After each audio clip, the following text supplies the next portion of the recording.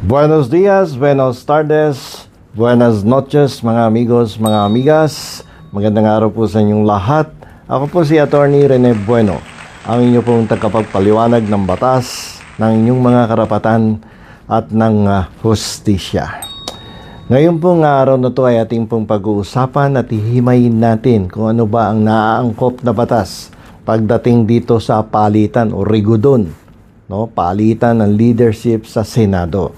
Sapagkat nakarinig po tayo ng usap-usapan na ito pong dating Senate President na si Mig Zubiri ay nagbibigay na ng suggestion na dapat na daw palitan ang incumbent Senate President na si Chis Escudero.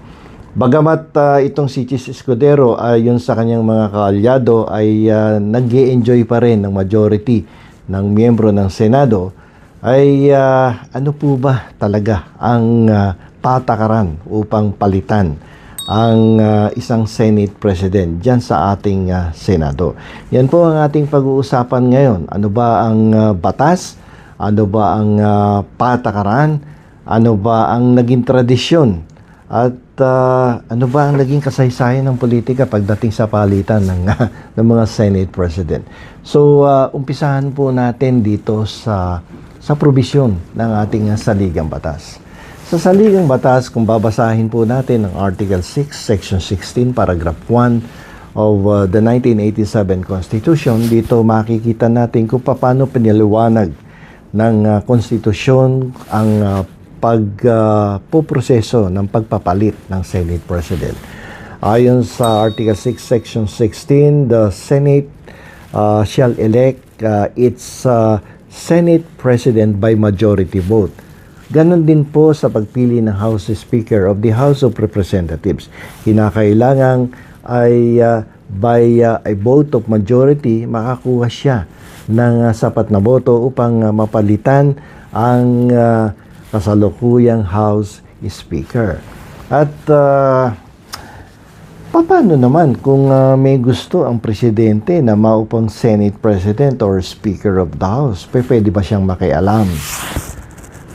Pwede niya bang sabihan yung mga senador, "Oy, ay gusto kong umupo si Tito Sen.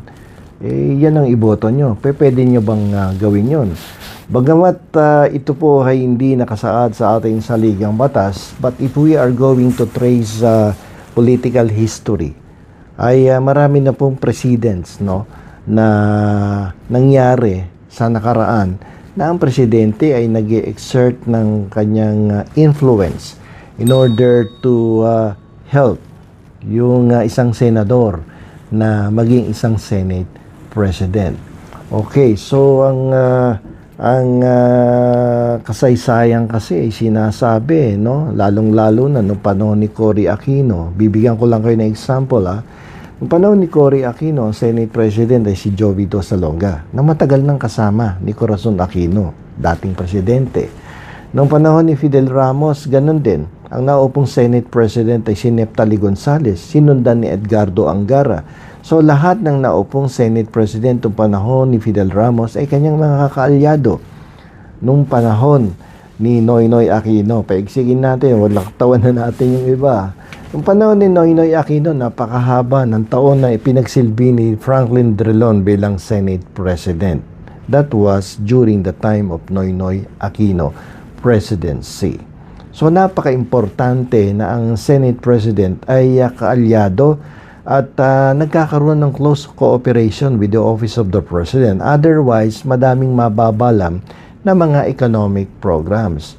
Kasi kung kanyang kaalyado at merong close cooperation ng isang Senate President na isusulong ng tama ang kanyang legislative agenda at nasusunod kung ano ba dapat ang mga ipinopropose na batas na naaayon sa mga economic programs ng kasalukuyang presidente. At nang sa ganon ay magiging smooth ang takbo ng pagpapatupad ng batas at ng different economic programs ng kasalukuyang administrasyon. Kasi kung hadlang palagi at hindi mo kaalyado ang Senate President, ay magkakaroon ng problema sa pagpapatupad ng mga economic programs. At isang magandang ehemplo ay nangyayari sa ating bansa ngayon nagkaroon ng impeachment complaint, transmission of the complaint to the Senate of the Philippines last February 5, 2025. But instead of conducting a trial immediately after it was transmitted to the Senate, ay nagka-delay ang impeachment trial. At sa mata ng mga foreign investors at even domestic investors, ay sila ay naniniwala na hindi stable ang katayuan ng politika sa Pilipinas. And basic is the rule that if there is political instability, wala pong economic stability. At pag ganon, apektado ang lahat ng mamamayan. No? Ang ating pamumuhay hindi masyadong uusad pataas sapagkat mismo ang ating mga political leaders ay hindi nagkakasundo upang ipatupad ng mabilisan, agaran, epektibo ang lahat ng economic programs na inilatag ng ating Pangulo. Kahit ano ang kagustuhang magagandang programang gustong ipatupad ng ating Pangulo ay magkakaroon ng problema pag ganyan na sitwasyon sa ating Senado. So, sana tapos na yan February, 6 months ago. Kung natapos na yan, di libre-libre na tayo. At kung walang kasalanan, acquitted. Kung may kasalanan, i-convict mo. Ganun lang naman kasimple. Bakit mo dinilay ng dinilay? At ayaw niyong ipakita ang ebidensya laban sa nasasakdal. So, balik tayo. May impluwensya ba? May kapangyarihan ba? May pribilehiyo ba ang presidente na sabihin, ito ang aking Senate President na dapat maupo bago ako mag-deliver ng aking State of the Nation address. Yan. So, wala pong karapatan ang ating Pangulo, no, na siyang magdikta kung sino ang dapat maging Senate President. At dahil nga sinasabi nga sa Article 6 na ang ating Senado shall elect its Senate President by majority vote at ganun din sa House of Representatives. And din sa kaso kasi ni Avellino versus Cuenco, sinabi ng ating Korte Suprema na merong otonomiya ang Senado, kapangyarihan na pumili ng kanyang Senate President nang walang interference, walang intervention, walang pakikialam, no, from other branches of the government katulad ng executive at ng judiciary. Siya lamang ang dapat magsasabi kung sino ang dapat mamuno sa Senado at maging doon sa House of Representatives. And that was what the Supreme Court said in the case of Avellino versus Cuenco. At yan po ay inulit na din sa ilang pang kaso na dinesisyonan ng Korte Suprema sa kaso ng Angara versus Electoral Commission. Maliwanag yan. Walang dapat nakikialam. Pero kung ibabase po natin sa kasaysayan ng politika, hindi naman po talaga tunay na nangyayari yan na strictly i-implement mo ang ganyang mga patakaran. Sapagkat kung strictly gagawin mo yan, ay mahihirapan ng presidente. So, yan ay nangyari nung panahon ni Cory Aquino, Jovito Salonga, ang Senate President, Calyado, Fidel Ramos, Calyado, Neftali Gonzales, ang Senate President, sinundan ni Edgardo Angara. O lundagin na natin, noong panahon ni Noynoy Aquino, it was Franklin Drilon who served the longest term as Senate President. So, yan po ang kalakaran at yan po ay ang ginagawa talaga. Yung practical side, tradisyon, ay talagang nagagamit ang impluwensya ng Pangulo para maupo kung sino dapat ang Senate President na makikipagtulungan closely with the Office of the President. At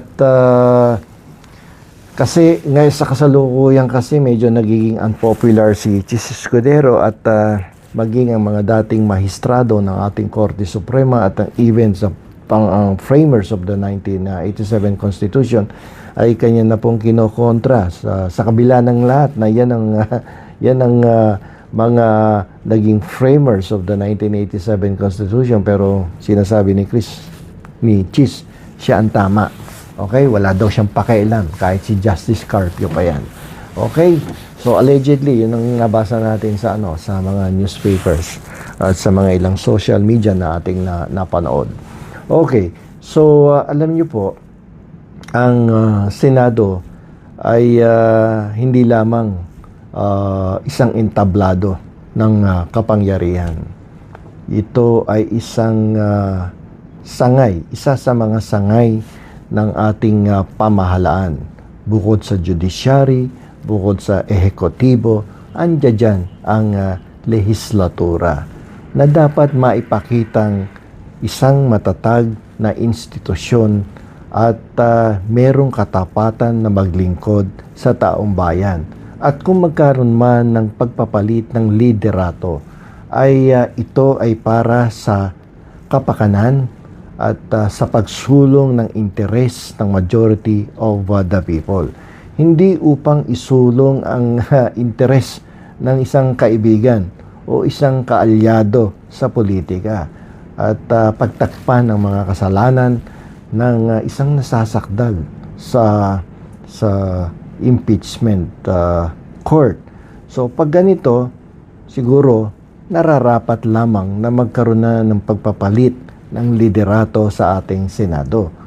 Ito po ay legal, no? Yan po ay naaayon sa ating saligang batas na kahit anong oras pwedeng magpalit ng liderato ang ating Senado at maging ang House of Representatives sapagkat yan po ay decided cases at sinasabi sa ating saligang batas yung mga cases binanggit ko kanina.